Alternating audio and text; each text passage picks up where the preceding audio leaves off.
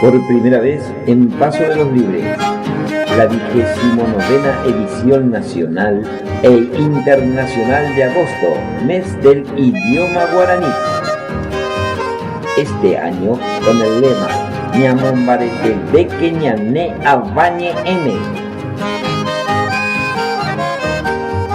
con la participación especial de Toicobé Guaraní, talleristas alfabetizadores del idioma guaraní del Mercosur.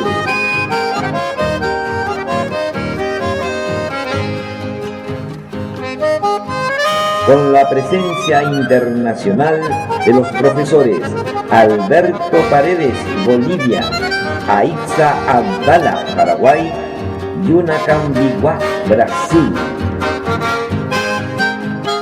Auspicia Ateneo de Lengua y Cultura Guaraní, Gobierno de la Municipalidad de Paso de los Libres y la Comisión de Alumnos del Curso de Guaraní.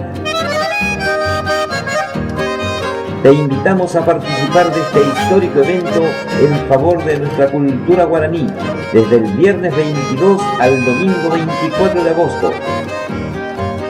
Aniken Derezaray, Reine Guaraní Ticere, ABI, Reine Ahuite Codel.